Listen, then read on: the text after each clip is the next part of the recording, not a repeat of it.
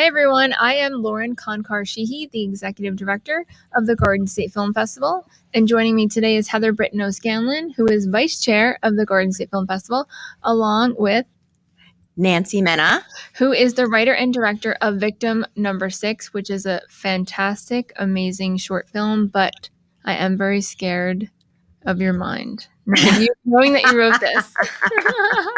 So, sorry, what was your question, Lauren?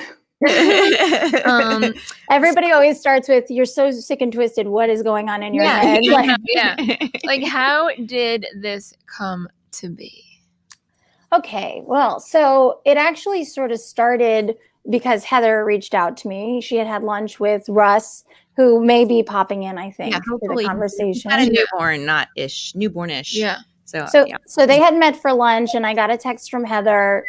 All this I don't really know yet, but she's like, I just met up with Russ, and we want to be in something together, but we don't have any material. Like, do you have anything you're working on? And at the time, like I didn't have anything new, and I was sort of like, well, I don't, but let me see if I can like brainstorm something here. And working off of just male character, female character, like the types of relationships that can kind of come out of that pair up. I was like, all right, why don't we try and set it in the 70s? We can have a serial killer on the loose. And, I've sort of always fallen into that dramatic thriller box a little bit. So, it kind of just progressed from there. And when she said 70s, I'm like, okay, so like I can have Farrah hair. Mm-hmm. And I was in, like, no matter what she wrote, I was going to be. I didn't want the Farrah hair to go away. I was a big fan. It was so, I would say from almost the conception of the story was like, we're going to give you Farrah Fawcett hair. And Russ, whose character is Mark, we're like giving you the shag, we're giving you the porn stash. We're like going all out with sort of the vibe of it. Yeah. Oh my gosh, that's amazing. It was fun. The hair. Oh, good. Russ is signing up. Hey. Hey, guys. Hey. We were just talking about your hair and mustache for the film. Oh, yeah. It's all gone. Amazing. But we have the trailer. We can play the trailer to show everyone what we're talking about. Oh, we can.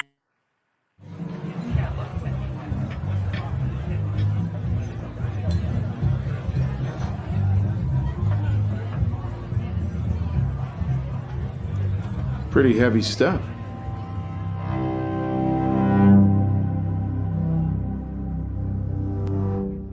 I heard that by the time he's done with them, there's hardly anything left. No body parts, just bags of sludge. I've seen the pictures. It's hard to imagine a person could be capable of such a thing. You gotta have a strong constitution to go through with something that brutal. And who might you be? Donna. I've never seen you before. I think I would remember. Let's just talk. You're not my type. Well, maybe I could be. What's your type?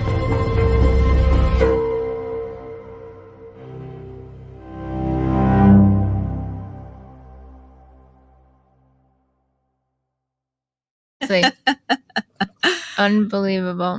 Yeah, gosh, that was so fun to work on. It was like almost 2 years ago now that we shot it. Gosh. And then we finished production, and then COVID hit. So we pretty much sat on that for a year, and we're just now starting with festivals. We premiered at the Beaufort Film Festival, and Nancy got to go last month, which it was great. It was a wonderful festival. Very well run, obviously a bit of a trek, but it was important. I felt like live, like audience was in the theater, and you said that the audience reacted pretty well. So we got some good reaction to it. It was a really good turnout. All things considered, with this period of time, and I mean, it was fun for me to finally see it on the big screen after. You wait a year, you put a lot of time into it. Like it was like, I think important to go down, be there for it. But obviously sad that not everybody, who participated could be there for this as well. But hopefully we'll have some more. Yeah. I will be there, obviously. Yeah. March 27th at 8 p.m. both virtually at and gsff.org and live in at the person. Asbury Lanes, live and in person with live in person Q&A after. We have Yeah. some other great films in our block. It should be pretty exciting. And dear the world, we are live in person. People aren't like getting that wrapped around their minds that we are live in person at 5 venues and virtual in 4. Total of 9 venues, 6 days, 300 films. So come on down to Asbury Park, New Jersey, and the 23rd we start off at Cranford. But Russ and Heather, like I know Heather's experience of tapping into the character. I mean, what was it like for you, Russ, of getting...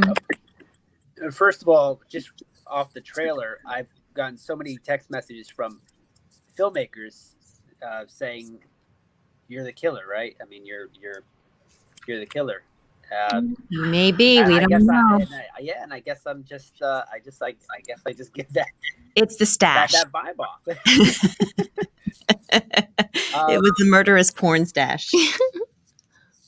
Yeah. So, it's amazing. It's amazing what it's going to be. I can't wait for those filmmakers to see it. It's very cool. But getting into that character, I loved it, man. I loved it. I hope we can do it again. It was such a good feeling. And the art design, oh my gosh. Yeah. Well, James Bartol was our production designer, and we courted him. We were like, oh, we really hope he'll work with us, because his work is just impeccable, as you can see if you've seen the film and through that trailer alone. But we were so excited when James signed on to work with us. And then well, actually, because I had messaged with James for As It Seems, which Heather was in as well. What film prior to this one, I had written him at the time because he's sort of known for doing more period pieces. So that was also a period piece. And I was like, I had reached out, but through Facebook, I was younger or whatever, he was not as responsive. So now I'm like, James, I really, really want to work with you. We've got an NYU connection. And so we met. It was just, really ideal timing to have him come in and work. And obviously his work speaks for itself. Yeah. Unbelievable. And he transformed your apartment into my 1975 apartment. But also the newsstand, think of how fast that happened. And he did it not with nothing, but he built it from scratch. Unbelievable. And Lauren. Yeah. Awesome. And our location at the Honeywell was just fantastic. Man. Nancy gets credit for finding that one. That was like, oh my God. But also unbelievable in the tight spaces that there kind of was, getting all of the different angles and shots that Spike was able to deliver. It's just, oh my gosh. I can't wait for everybody to see it finally. I know. I'm so excited. It was really quite a production. And then the hair and makeup too. I do feel like my hair upstaged my performance, but I'm okay with that because it was really great hair. Amina Mitchell was amazing at that, and then Marlene Rosenberg was our makeup key makeup person, and the costumes, Amanda Carmona, and the wardrobe. Oh my God! Everyone, down to every single extra we had. It was amazing. Just a great team, a really true collaborative effort. A nice film family. Yeah. It's important, I think, when you're working on especially smaller productions, it's important that everybody get along and have mutual respect. And, if one person's if there's a problem, everybody kind of knows about it. So it's extra important everybody feel respected. And it doesn't always happen, or it's not always a perfect world, but at least with this, I'm very proud. We knew everybody, or, had a personal connection, with Amanda, who did the costumes. Spike had worked with her previously. So even though Heather and I had not, we've got that sort of vouching for somebody, which is important, I think. Mm-hmm. Yeah. Going on that, it's important. I always say there has to be trust within, whether if it's a commercial or if it's a feature film or short, you have to have that level of trust with each crew member, especially as a director. You have to just know that you can delegate and trust your team. Yeah. I think you're right. I think that also knowing that, for them, it's important that they know I believe in their vision as well. It's kind of a two-way street of everyone's got to listen. It's if I could do everything by myself, then I would be doing it by myself, but I can't. So understanding where your limitations are, trusting the people that you're working with, and trusting that everybody else is going to give each other respect too, it makes everything work better. You can't, like, who's going to want to go to work if someone's going to be acting like a jerk in the corner? Yeah, no. Not me. I don't want to go work there. So, it's important, like, when you're sort of overseeing that structure, like, if there's a problem, I want to know about it. Like, sometimes people won't come talk to you. Oh, it's the director or something. But, like, no, we all have to talk. We all got to work together. So, but we have such great people who worked on this project. Awesome. And our cast. I love our cast. In my mind. Oh my gosh. Like Rachel, unbelievable for that part. She was, you know what? Rachel was a funny story too. I'd taken an acting class with her a couple years prior. I didn't really know her except that we linked up on Facebook after that. But she's just such a specific type that she just always stuck in my mind. And when Nancy wrote the script and I read it for the first time, she just ping popped up out of 2 years later. And I was like, I know who would be perfect for this role. So it's true. I did get a bunch of headshots from Heather. She's like, these are some people who may fit for these. And with Rachel, it was just, like I could just see that this is somebody who's going to fit into this role of, like, the supporting friend for Donna. Right. And we have to give a shout out to Lucille. Yes. Where would we be without Lucille? Our unit production manager. Yeah. I saw something recently that was, I'm sorry, I'm getting a reverb, so I'm distracting myself. But I heard something recently that was like Italian moms on set and talking about, I think it was Martin Scorsese, his mom being on the set for, like, The Godfather, all these films. Not The Godfather, I'm sorry, that's Francis Ford Coppola. But whatever, whatever movies, his mom was on the set as the extra, and I was just thinking immediately of my mom and how Italian moms do it better, and the that they bring to the set. And my mom was craft services for the last couple of films I produced. It was it's awesome. Great having your mom, like, and dude, they know how to manage a household. They know that's what they do. Yeah, master organizer. Your mom's an attorney, so we had that in our back pocket too. She, like, organized a lot of our permits, and she's fun. Helped us score our music, like, as far as getting our music. Oh, right, the music rights. The music was a huge part That's of actually our something film. A lot of filmmakers don't even understand, especially in pre-production and production. They don't really grasp it till the end when they're in post, and they're like, "Oh, what do you mean I have to do that?" Do you want to talk a little bit about that? I mean, you have to really think about it. And going into, I know you and I are always talking about filmmakers, and they have to understand a budget that also includes marketing for festivals and everything in the end. But I feel like the music and stuff like that is always overlooked until it's always, oh yeah, I forgot. Well, music was definitely something we started talking about right from the beginning. And Vehicle, Nancy played Vehicle for me, which is the song that plays in our credits. So that was in our mind that we wanted to get that no matter what. And that ended up working out. Thank goodness. We have a few songs from Bosco and Peck, which they're a more current band, but they have a 70s vibe. So they're playing the background music in our bar. And the scene when I walk in to the bar is another one. The Circus was a band from the 70s from, were they Ohio, Nance? Yeah, so they were a Cleveland group. So they're a smaller group, sort of indie at that time. But they got popular. This song, I think, might have made sort of the nationwide sort of charts at the time. But yeah, I mean, we didn't know about that song going into production, but we knew we might need to find some additional songs. Heather had the connection to Bosco and Peck, so we knew off the bat what that was going to be, and we knew that. Well, I knew I really wanted Vehicle at the ending, so I had sort of done the research in advance of filming to get a sense of, like, what's this going to cost, and, like, do the sort of reaching out to them, and it worked out. Like, I don't want to jinx anything. It worked out. They were lovely people that we were dealing with. So that was, like, the dream come true that, like, I thought was going to be, like, a lot harder. Right. Whether it was a budget thing or, like, just finding the right people to get the right things sort of accomplished. It wound up working out. So that was really pleasant. But Circus was interesting because it was a smaller group. So to find the people who had the rights for it, it was extremely hard. And actually, Facebook wound up being the answer.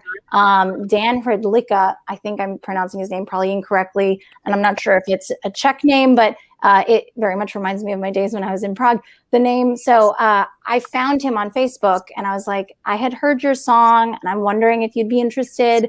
We would like to put it in this film we've just been working on. And he loved the idea, and we had a conversation about what it would look like. I sent him, the scene, or I told him about the film so he knew what it was all about. And it was lovely working with him as well. And it worked out great. And I think lends a lot of authenticity to sort of this transition between when the characters are outside and they're walking into the bar and the music's blaring. So yeah, and it's a great song. Yeah, it's a great song. Also, all of the sound. I mean, I always say I feel sound, Nancy. I feel like you're kind of similar to me, that you can feel it, not just hear it. So it all, even the trailer. If the sound's off in a film production, it's wildly distracting for me. I don't know. You kind of know too, I think, when you're listening to something, if something's not. So I'll be talking sometimes with the sound mixer, and I'm like, I don't know what it is, but there's a twang. I don't even, the language they use. I'm like, there's a sound where it's and sometimes just in the dialogue, they're like, oh yeah, this is what it is, and I can deal with it. But it's always goofy trying to verbalize it. I love it. How you doing there, Russ? I'm just a man in a woman's world here. A smart man. James Brown wasn't wrong. You are too. Now you're outnumbered at your house. So Russ is a new daddy. Congratulations. Yeah, beautiful. Got the mug to prove it. Mm-hmm. That's awesome. Yep. And Russ, actually, tell us about the acting classes that you conduct. That's right. Yeah, that's right. I've been doing some acting classes, obviously mainly over Zoom and FaceTime this year. I started a few months before the pandemic hit, so everything was starting in person and then kind of moved online. But a lot of beginners come to me, and we're working on some things to help them with their acting career and with their acting. That's great. Awesome. That is awesome. Those are lucky students, smart students. Thanks, guys.